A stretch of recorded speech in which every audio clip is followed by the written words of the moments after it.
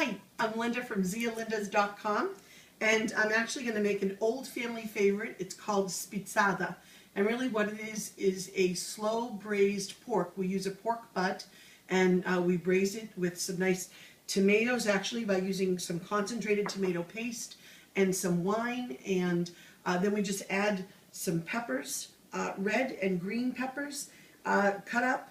Let that cook for probably a couple of hours until it all simmers down and makes this amazing hearty dish, which is wonderful with Italian bread. So we're going to start by heating up the pan. So let's turn this on and put some olive oil in here.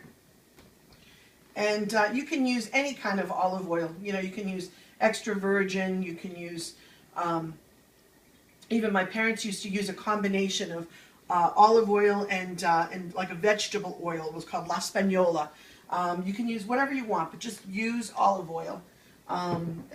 This is just regular extra virgin olive oil.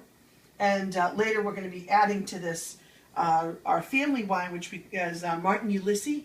This is a Sangiovese, which is a really nice full-bodied deep red. Which is really going to get in there and help that meat tenderize. So we're going to let this heat up a bit, and while we're doing that, I'm going to grab the pork.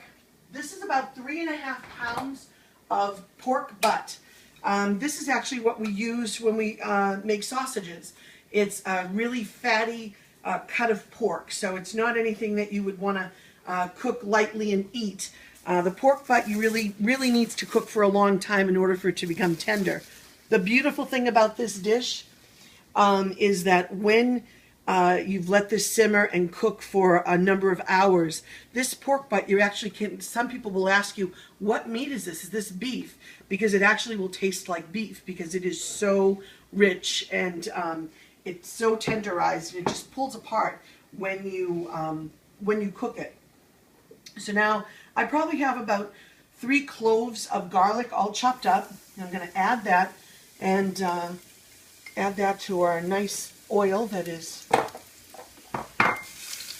And we don't want this to burn. So we're going to move a little quickly and we're going to start immediately adding our pork. Because I want this pork to braise and to braise nicely. I love the sound that this makes. Sizzling meat. So now, of course, you know, when you get this in here, I'm going to lower this heat just a little because I don't want it to burn, but I do want to get some nice caramelization going. And we're going to end up deglazing this pan with our wonderful Martin Ulysses Sangiovese. So now we're going to add a little bit of salt and pepper. I like to use sea salt. Started using that a few years ago and just can't seem to go back. And then we'll use a little bit of pepper. Some nice, fresh, cracked pepper. Works great with this, too. I wish that you could smell this. It smells wonderful. I think that, you know, that's one of the things, you know, when you watch the Food Network and you watch these different TV shows, you see all this stuff that they're making.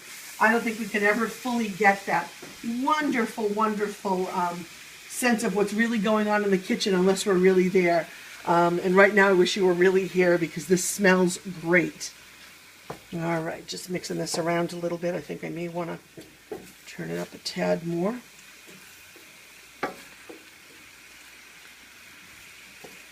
Here we go. And this is about 3.5, close to 4 pounds of meat. And you know, you don't always find pork butt. I happened to get in my head as I was going to the market yesterday that I was thinking about making this. I knew it was going to be kind of a rainy day, and I was looking for a rainy comfort food. And then, of course, my husband makes, and I, together, we make sausages. And so I thought, oh, let's do some sausage. So I got 2 big pieces of pork butt. And then we decided to put the other one away, and we're going to make some sausage later on this weekend.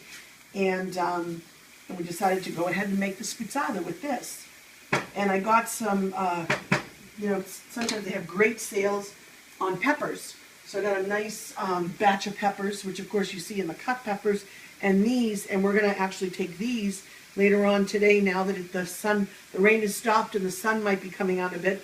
We're going to go out into the grill and we're going to roast these. And then we're going to make roasted peppers. And I have that recipe on the zialinda.com as well, and on the Made with Love Facebook page. I think I have the recipe out there as well. And that's a wonderful accompaniment to salads, or just to eat on its own with some nice fresh Italian bread. But our family loves the roasted red peppers, so it's another family favorite.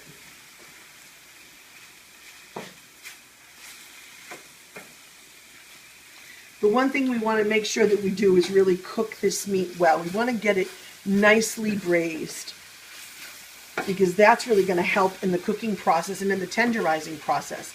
Because what's really going to tenderize this meat is the addition of the wine and the tomato paste, because that's really all we're going to be adding to this. And I might add a little bit of water, but we'll see once we get going, because the meat makes its own juices, and then when you add the peppers, they make some juice too. And so it really is a very flavorful, delicious dish. Turning that up just a touch more.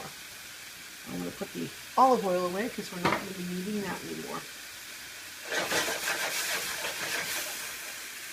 And I'm going to grab the tomato paste because that will be coming up in a little bit.